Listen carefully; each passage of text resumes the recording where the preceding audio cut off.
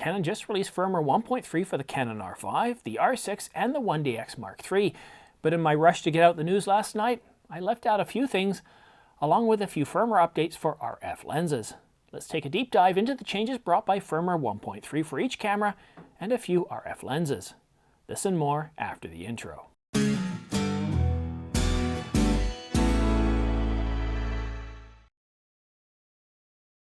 Hi, I'm Simon. Thanks for tuning in to The Ordinary Filmmaker. Subscribe to get notification of new videos like this one so you don't miss any news, rumors, gear reviews, or tutorials. And a big thanks to Atomos for sponsoring The Ordinary Filmmaker. I'm using the Ninja 5 external recorder for all my studio work as it saves me a ton of time in post. Want to speed up your projects in post? Well, then consider using my links down below to purchase your own Ninja. And now for the news. The goal behind rushing out the firmware update news was to notify you so that you could download the firmware and try it out for yourself. Now, when I first published this video last night, the firmware update could only be downloaded by or from Canon Japan. It's now available worldwide. Sadly though, I wasn't clear on which enhancements came with which camera, and I did make a few mistakes. Now, while I aim to be brief, I'm no longer new at creating content, and my videos should always be clear, concise, and coherent. And in that aim, let's take a closer look at the firmware update for each camera and the two RF lenses. Now, as the Canon R5 gets the bulk of the new enhancements, let's start there. Now, the biggest improvement to the Canon R5 is the addition of Canon Log 3. Now, it definitely provides an improvement in dynamic range through the shadows and highlights, significantly that it's much better than Canon Log 1. But more importantly, it helps you match your footage better to, well, if you've got cinema cameras, so you can keep everything pretty much the same with less work in post. Now, I did mistakenly say that the firmware 1.3 also added C-Log 2. This was definitely an error in reading the screen. I'd already updated, I looked at the screen, I wanted to check and verify.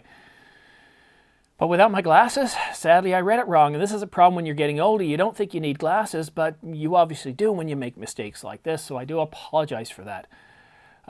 What you get with firmware 1.3 is you get to keep Canon Log 1, but you also get Canon Log 3, which is still a major improvement. We now have low bitrate RAW and have IPB light options for lower bitrate video, allowing us to record for, well, much longer. Now, this is an area in which Sony has done very well, allowing customers to record for hours, well, hours of 4K video on a single 128 gigabyte SD card. We can also record 120 frames per second in 1080 without having to record 4K 120 and then downsampling later. And this is really a big deal. Now, Canon does output that 120 frames per second in 1080 at around 330 megabits per second. Now, the detail isn't as good as 4K 120, but the real benefit here is for those that don't have CF Express cards. You see, 120 frames per second in 1080 can be recorded to SD cards, whereas 4K 120 requires CF Express cards. Now, for those that love to shoot manual, and I know you're out there, and that's me sometimes as well, Canon has added electronic full-time manual focus when, this is a big deal here, when shooting with RF lenses. It's not going to work with EF lenses. They also added LCD backlight off option and now provide FTP transfer status display. But the ability to save and load custom settings from your cards is really a huge deal. It does take time to configure a camera to be just right. Setting up a new camera takes time, and I always miss a few settings the first time around. Probably the 10th time around too. Not anymore. And what if you accidentally blow away your settings or pick up another camera and you need to configure it quickly? Well, it's easy to load your custom settings with a new firmware update. I look forward to trying out this new feature later today. Now, the firmware update also provides a few fixes. In those rare occasions where your Canon R5 has trouble with certain CF Express cards, try again, as apparently this was fixed. Canon also provided a fix for when the Canon R5 doesn't function normally or when the drive mode is set to high-speed continuous shooting. Now, the R5 was blessed with a long list of enhancements, but some of those things that we were expecting, well, they didn't come to pass. And this one, well, it was something we were really hoping for, and that the most notable item was the failure to remove that 30-minute record limit. I can't understand why it's still there. Sony no longer has the record limit and is hot on the heels of Canon in terms of competition. As someone that records video every day, it's a big deal. Now, prior to having the Ninja, where it pretty much eliminates all those limits, I was always thinking about how much time I had left. I could never fully concentrate on delivering content to the camera when shooting for longer than 10 minutes, like I'm doing now. Though there were those times where I completely forgot about the record limit and just kept on talking long after the camera stopped recording. This needs to be gone from all cameras. The tax is gone. It's gone from the competition. My solution or my recommendation here, contact Canon, write in, email them, thank them for the feature-rich firmware update, but ask why on earth they haven't removed that 30-minute record limit. Remind them that Sony doesn't have it. The tax is gone. Sony doesn't have the 30-minute record limit. They don't have any overheat limits. Let's get this restriction removed. Reach out to them. Together, we can make it happen. And now for the Canon R6. The Canon R6 got the same low bitrate recording options, electronic full-time manual focus, again with RF lenses, and the capability of having FTP transfer status display, but like the Canon R5, the 30-minute record limit is still there, and more annoyingly, the all-eye option is still missing from this $2,500 camera. I kind of feel like Canon's playing a game with a whack-a-mole. It's anyone's guess as to which camera is going to get all-eye. It's definitely there in the Canon 80D, a much cheaper camera, but somehow got removed from the 90D. And it's in the EOS R, but got removed from the R6, but yes, it can be found in the R5. Seems to have nothing to do with price. It seems like they're using a magic 8-ball to decide whether all-eye comes in a camera or not. And if I was an R6 owner, well, this firmware update would be a big kick in the pants and quite a bit frustrating. I'd be jealous of the R5, feeling a bit left out. Oh, and while C-Log 3 wasn't in the update, it's supposed to be coming in a future update, so there's that. But you do get the feeling that the R5 is the favorite child and gets all the love and attention. And as far as fixes go, if you suffered from corrupt images in the viewfinder, well, that's been resolved.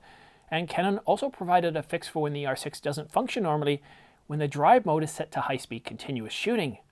And now for the 1DX Mark III.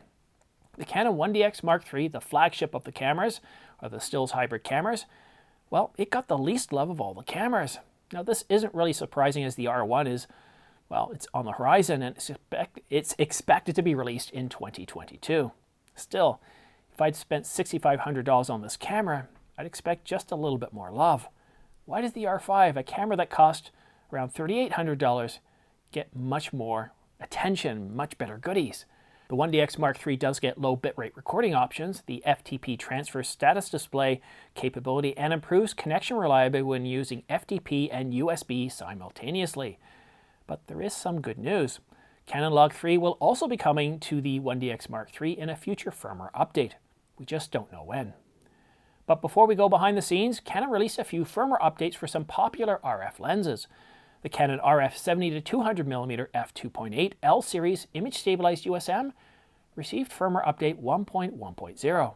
It now supports electronic full-time manual focus and addresses the issue where the background is not blurred when performing slow panning with the image stabilization mode set to mode 2 or mode 3. The Canon RF 100-500mm f4.5 to 7.1 L series gets firmware 1.0.9. It now supports electronic full-time manual focus and resolves the same phenomenon where the background is not blurred when performing slow panning with image stabilization mode set to mode 2 or mode 3. And now, let's go behind the scenes. So last night I really felt like I let you down. I really goofed. I tried a few things. I tried recording in full HD so I could reduce the amount of time so I could get this announcement out to you pretty quick. There was only one other video by Gordon Lang out there where he talked about the firmware update. Canon had notified him several days beforehand, so he had it in his hands. But you couldn't find the firmware update on Canon USA, Canon Canada, Canon UK, Canon Europe. It was only at Canon Japan, so I figured, okay, let's hurry up and get this video out there. Let's tell you some of the highlights. And I talked about all the capabilities together instead of separating them out.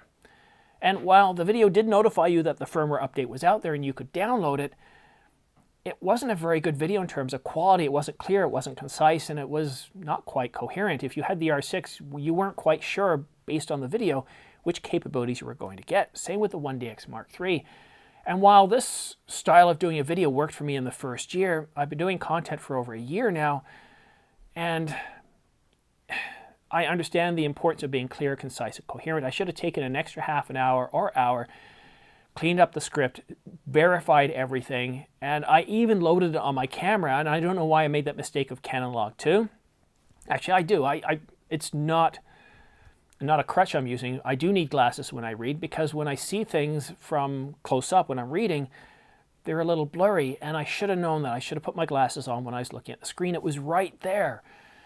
And this is just one of those behind the scenes where I want to let you know that, you know, whatever you're doing, whenever you're producing your content, every now and then you're just going to screw up. You're going to do something where you're not happy with it. And don't let it get you down. Say, okay, what did I do wrong here? What do I need to do in the future to prevent this from happening? And so what I thought of late last night and early this morning is, you know what? I need to do a follow-up video. I need to go into detail, talk about the firmware updates as they are for each camera, what's missing, and also talk about the firmware updates for the two lenses. And so I did that, and I got up really early this morning because today is a super busy day at work, and I recorded this video. And I didn't want to fill up the first half of the video talking about, oh, I screwed up, oh, I'm sorry, I made mistakes. That's what behind the scenes is for. So in future, I've learned my lesson. I'm not going to ad-lib nearly as much, especially for something like this. And this was a rather complex firmware update. It was for 3 different cameras, and the capabilities, enhancements, and bug fixes were quite different from one camera to the other. Now, if you own the Canon EOS R5, you're looking at this firmware update as, wow, this is incredible. If you've got the R6, you're feeling like, yeah, I should have got the R5. It's got all the love. What's happening to development for the R6? What are we going to get?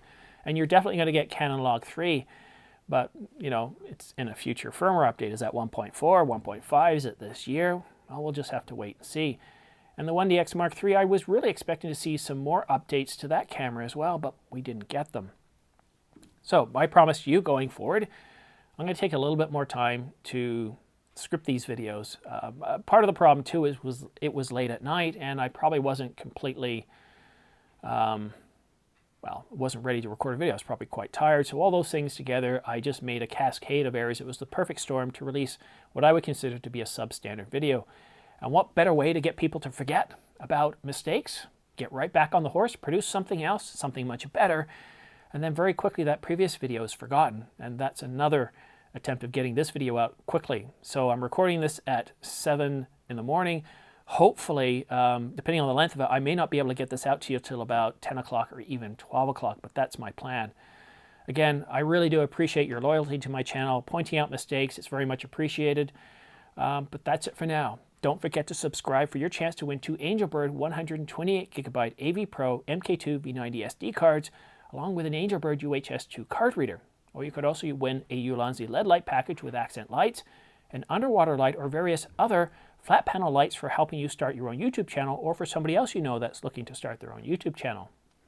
I'll be awarding these 2 prize bundles once the channel reaches 30,000 subscribers, and then I'll be awarding other prize bundles all the way up to 100,000, at which point I'll be giving away a brand new Canon EOS R5 full-frame mirrorless camera to one lucky viewer. On that bombshell, thanks so much for watching The Ordinary Filmmaker. Oh, and don't forget, the Spring Challenge closes. It ends at midnight on March the 31st. Thanks again for watching. We'll see you again soon.